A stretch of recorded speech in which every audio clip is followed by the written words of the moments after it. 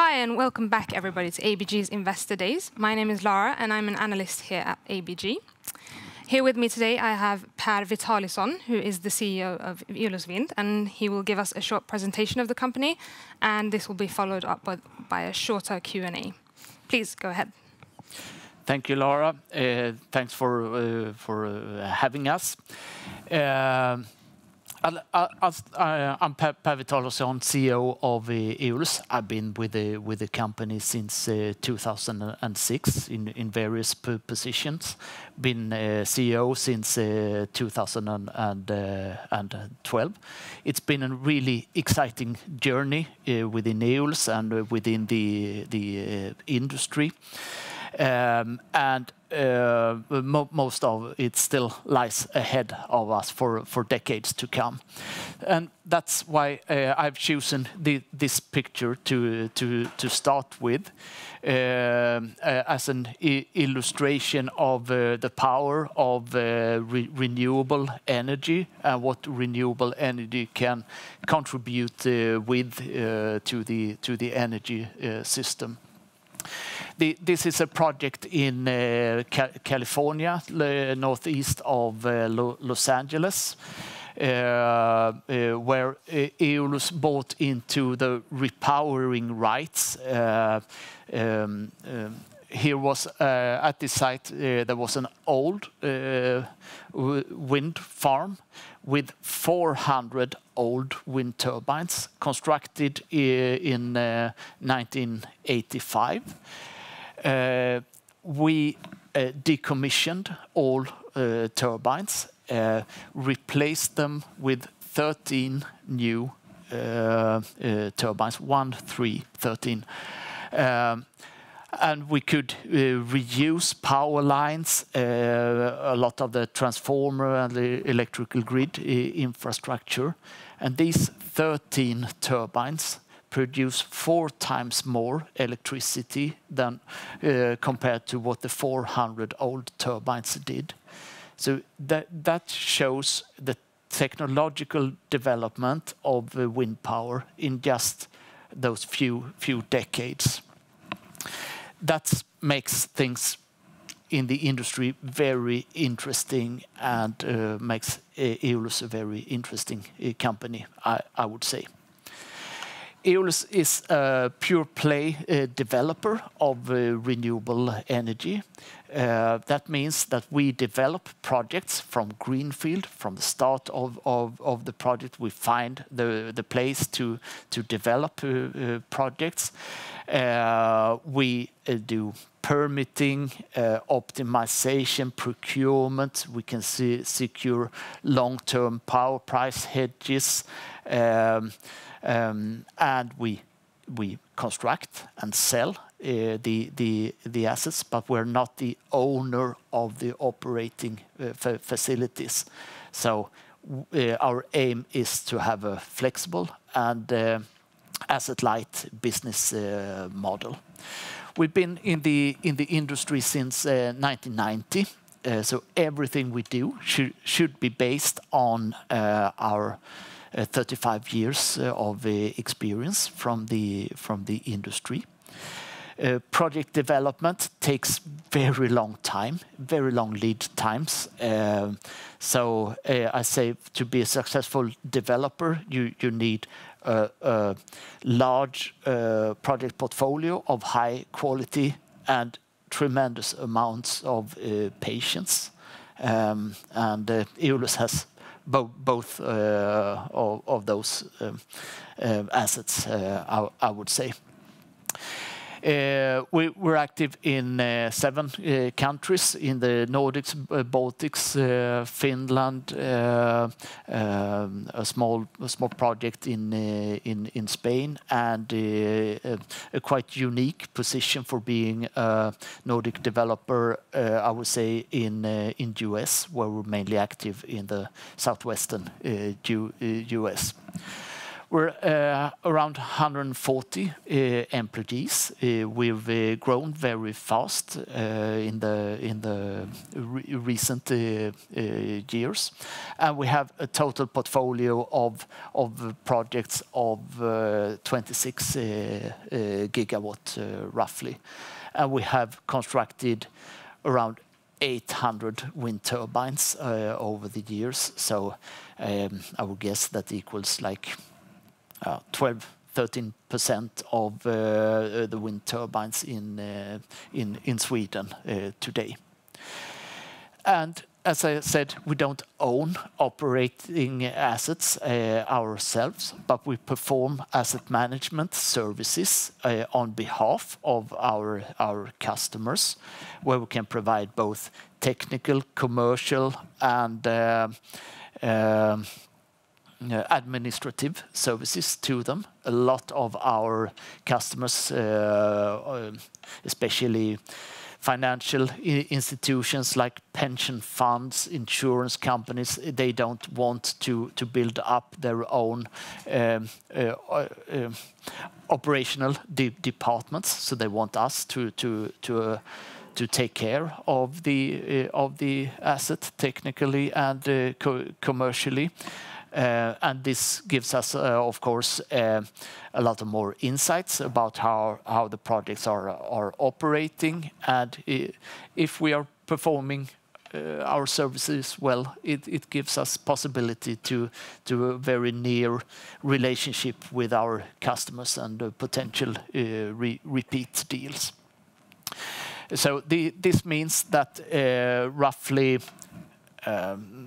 between 3 and 4 terawatt hours of yearly production flows through our surveillance and operation center in Halmstad. So quite a significant volume.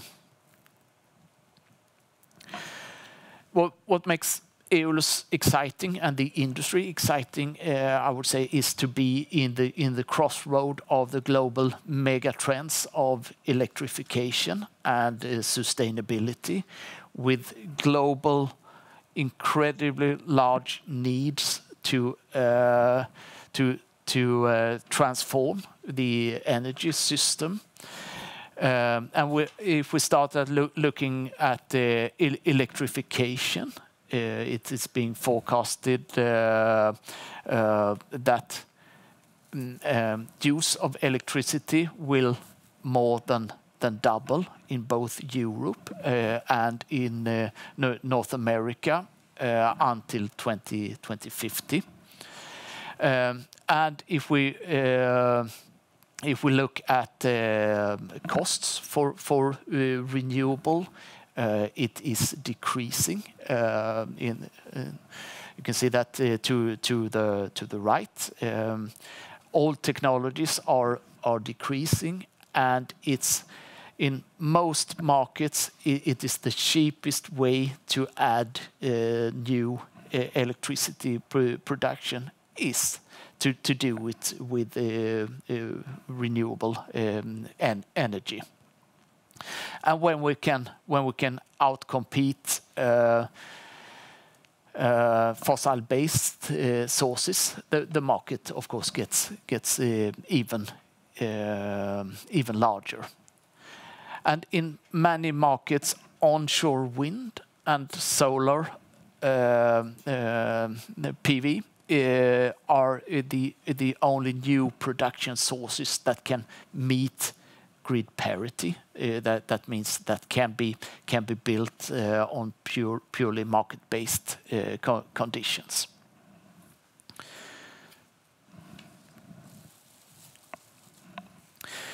We have a mix of technologies. So we're working with onshore wind, which is the basis in our portfolio. We have a significant portion of offshore wind and solar PV and energy storage projects, mainly battery storage. And if we look to the Nordic countries, onshore wind will definitely be the cheapest technology for decades to come. But if we are to meet the planning target of reaching that the government has set up of more than doubling the electricity production in Sweden until 2045, a lot of offshore wind will definitely be needed to meet, just to illustrate it, to meet that target and taking into consideration the phase out of current facilities. It means that we need to add about 10 terawatts of new production each year, and that equals the size of the largest Swedish nuclear reactor, Oskarshamn 3. So that would mean that we would have to add one nuclear reactor of that size each year, 2024, 2025, 2026, and onwards until 2045. And that is, of course, not possible. It is not possible to do it with just onshore wind or with offshore wind for that sake. So a mix of technologies will be needed. And of course, the aim for government and for society should of course be to do this as a robust system at the lowest possible price for that lowest possible price for consumers and industries. And if we look at it market-wise, we have roughly 40% of our portfolio in Sweden, and a sizable share of it in Finland. We have some good projects in the Baltic states, and Poland is a very interesting market for us due to the size of the country and the apparent need to change their power system from coal-based production, and with decisions to phase out coal until 2049. And then we have a significant exposure to the US market, where we're mainly active with projects in the southwestern states of Arizona, California, and Nevada.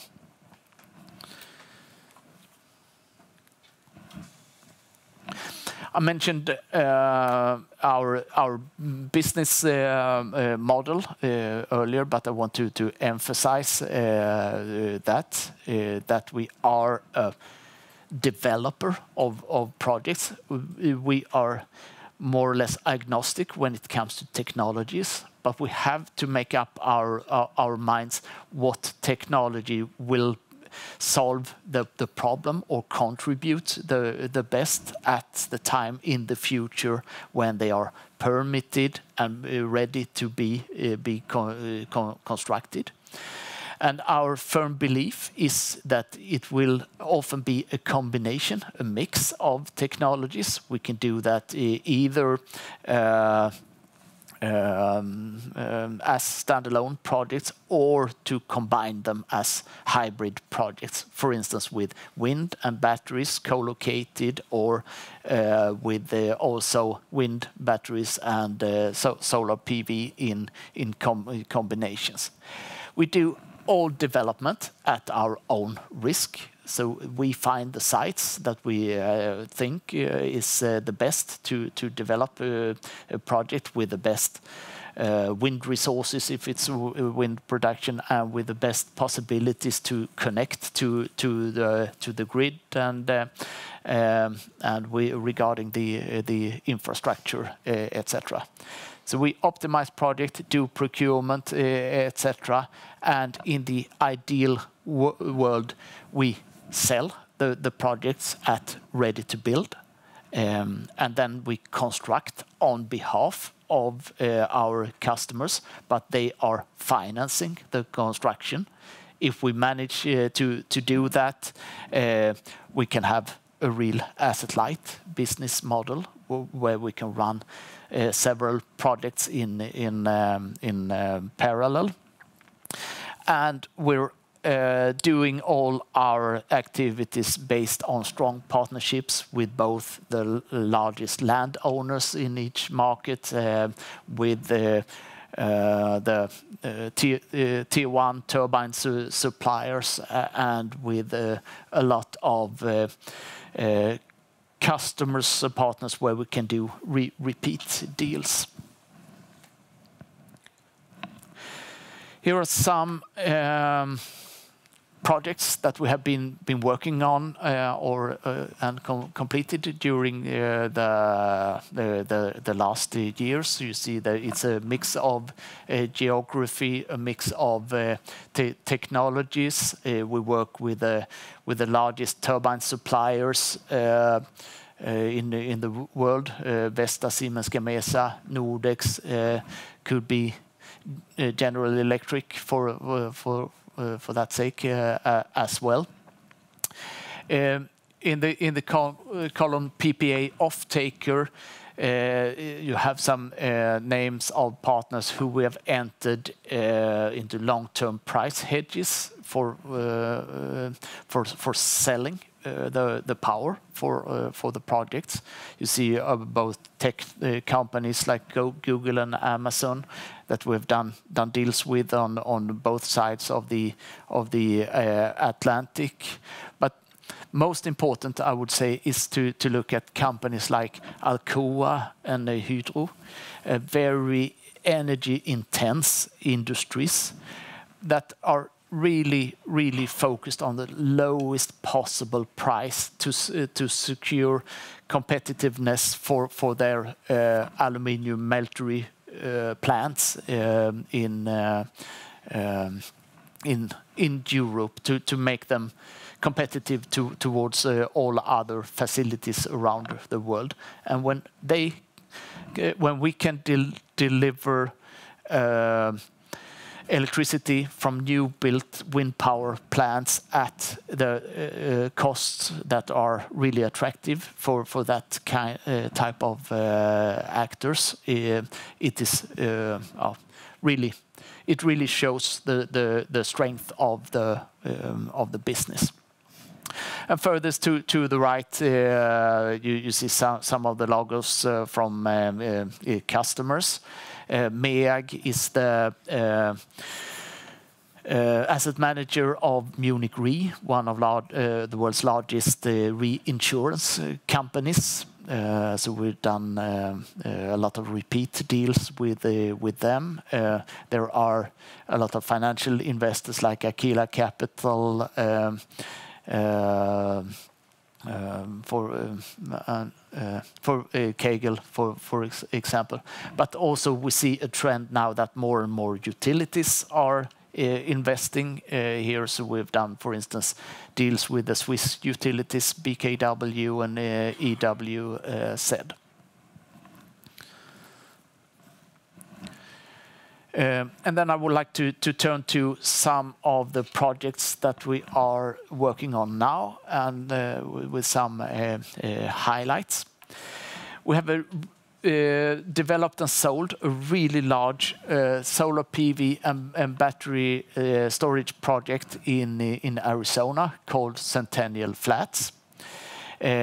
It's a $1.2 billion investment for our customer, so it's way too large for Eolus to build or to take risk in ourselves. So we've sold the project rights. We get paid by milestone payments as the project progresses. And in November, so in our Q4, we received a milestone payment of $64 million when the investor decided to start construction of the project. And we have announced that this is expected to have a positive impact of Eolus operating profit in Q4 with $51 million. So that equals roughly 20 SEK per share. So it's really large for us. We have 3 wind projects in Sweden under construction, where we started construction during the spring. They are in the attractive price area 3 in the southern part of Sweden. The Fågelås project is the project just located west of the Lake Vättern, with extremely good wind resources, and that is the highest towers, the highest tip height that we have built so far in Eolus. So a project with fantastic production, and we're looking to conclude the sales transactions of those projects in Q1. And back to the US, we are constructing the standalone battery storage project of 100 megawatt with 400 megawatt hours of energy in the San Diego area. You can see the current status of the installation up to the left, and this is roughly $200 million in investment, but we have financed it through a separate project finance agreement in an American bank of $175 million. So it's fully financed, and we are in the sales process and are expecting to have this project sold during Q1, and also that the project will be taken into operation during Q1. And this, of course, if you look at our balance sheet in the Q3 report, it is really, really large, because we have roughly 1.6 billion SEK on the asset side for this project in work in progress, and we have, of course, the bank loan on the passive side with roughly 1.3 billion SEK.